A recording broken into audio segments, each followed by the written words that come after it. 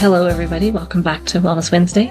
Setting aside time for yourself just to be present with your environment and not worry about stressors. And don't be too hard on yourself. Anything different that you add in that is self-care for you is a step forward from where you're at now. It's setting aside time for yourself just to be present with your environment.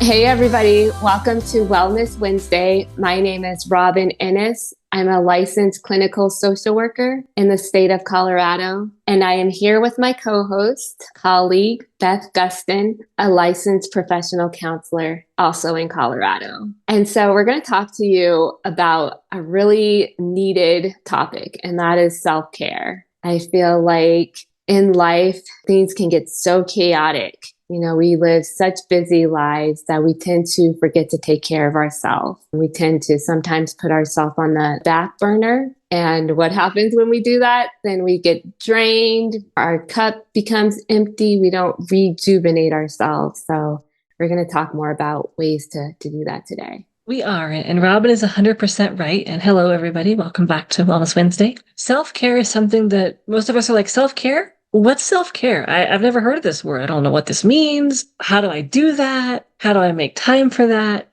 And I actually recently read a book, and we do not receive any compensation or anything by mentioning this book, but the book is called The Self-Care Prescription, and it was written by an author named Robin Gobin, and I apologize if I am mispronouncing her name. But what I like about the book is, and others have done this as well, but you break self-care down into different categories or different domains. And people do this a little bit differently, but basically you have social self-care, intellectual self-care, vocational self-care, spiritual self-care, emotional self-care.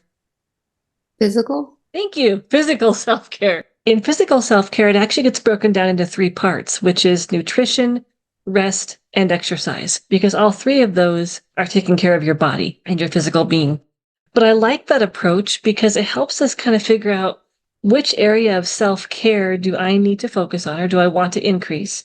They're all important, but we all can't do everything all at one time. So if you pick even one of those 6 areas of self-care and start with that and start to build on your self-care in that area, that's going to help your overall mental well-being. Yeah, all of those domains are very crucial and important. So I like that you mentioned that book, Beth. I think that they all help us feel energized. And again, they're all aspects of our life that we need to pay attention to. I do like, again, Beth, how you mentioned maybe, pick one, that you can hone in and focus on and start to really specialize in that. And then when you've got that mastered, then slowly incorporate another part of that domain in terms of taking care of yourself.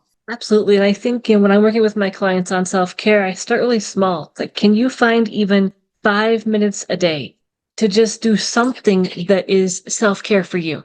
Whether it's enjoying that cup of coffee and really savoring how good that tastes and how good that mug feels in your hands, or tea if that's more your preference. But that can be self-care. Self-care can be a shower, which most of us do roughly once a day, once every other day, or even brushing your teeth can be self-care. I mean, those are all examples of self-care that we may not even think about because they're more habit, but you can make that self-care. And that's what I really mention to my clients too, right? You can make self-care a daily routine. Because when I was going to, actually after I had graduated grad school, I was talking about this with my clinical supervisor, and we were talking about self-care, especially because with DU, they really emphasize it to the point where some students get annoyed with it. But I think that in particular, my clinical supervisor mentioned how some people may think that self-care is not afforded to those who are of lower economic status, those who are single parents and they have a lot on their plate. But what Beth just mentioned, right, is that, again, it really hones in and it shows that self-care is for everybody. It can be brushing your teeth. It could be taking a shower, washing your hands. Really, it's being present in the moment, having that cup of coffee, tea, water, whatever it may be, lemonade. It's setting aside time for yourself just to be present with your environment and not worry about stressors. Exactly. And, maybe you exercise and part of that is going for a daily walk. Maybe it's stopping and noticing your neighbor has a rose bush or a lavender or something and just breathing in that scent for a minute. That can be self-care. Self-care can be something as seemingly small, like calling and talking to a friend. That's social self-care. Making sure you're eating something nutritious. That's physical self-care. Finding a job that is fulfilling or taking steps to change your job if it's not fulfilling. That's vocational self-care. Intellectual self-care is finding ways to keep your brain sharp. Do you like to read nonfiction, learn about new topics? There's so many different ways you can achieve these different aspects of self-care. I agree. And as you were talking, I was like, so I do engage in self-care. I do need to do more of it, but at least I do engage in self-care. Like I love my cup of coffee every morning. And so even though I'm taking a 6 a.m. class, I make sure that I have my cup of coffee. It's the warmth of it. I wholeheartedly admit I need to get back into this though, but I have a treadmill and that helps my anxiety, being able to walk off the stress that I'm feeling. And so I definitely need to get back into that. But again, it's starting small and where you're at in terms of it. And, especially because I think that we're always constantly doing things, whether it's professional or personal. You're at work, if that's the case, for 8 hours a day, or you may be at home, you may be a homemaker, if that's the case, or you may be an advocate, right? You advocate for yourself. That's a 24/7 hour job. So that can be exhausting. So just really making sure that you check in with yourself about that. Yes, and don't be too hard on yourself. Anything different that you add in that is self-care for you is a step forward from where you're at now. And you don't have to make this a really big thing. I always say small steps lead to big progress. And so maybe you would like to work on making new friends this year. Okay, so where would you want to meet these people? Doing some research and finding that out. That's self-care because you're taking an active step towards finding ways to meet new people. Maybe it's cultivating old friendships that you've let lapse or they've let lapse. A simple text message reaching out can be self-care.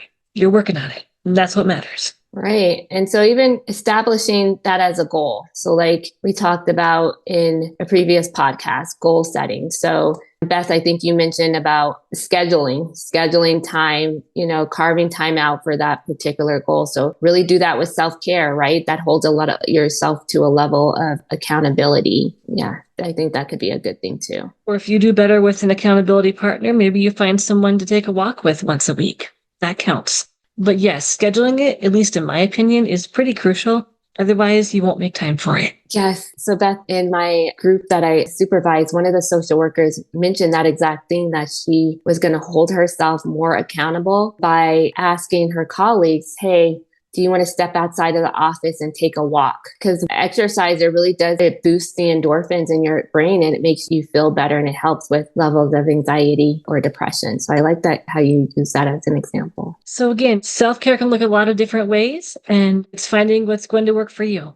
But I highly recommend all of us take a minute and just think about how is our self-care and how can we improve it? Because there's always room for improvement. There is always room. And you can Google self-care suggestions or ideas. And Beth, do you want to give that the name of the book again that you find helpful and that you're reading? So that book was called The Self-Care Prescription. It's on Audible is where I read it, but it's also other formats as well. And the author is Robin Dobin, and I think I'm maybe pronouncing her name wrong, but The Self-Care Prescription. And as always, if you have topics you'd like us to address, please send us a message, leave us a voicemail. We always enjoy hearing from you, and you are the listeners who make this podcast possible. If it wasn't for you, we wouldn't have a need to be here. So we appreciate you listening, and until we speak again, please take care of yourself and stay grounded. Yes, take care.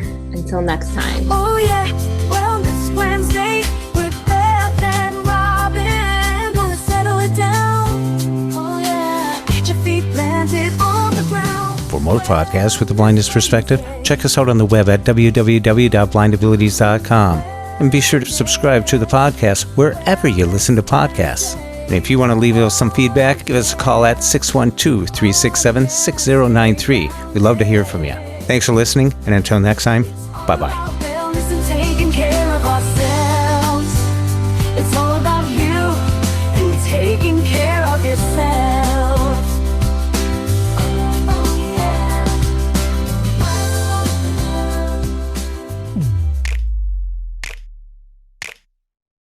When we share what we see through each other's eyes, we can then begin to bridge the gap between the limited expectations and the reality of blind abilities. and the realities of blind abilities.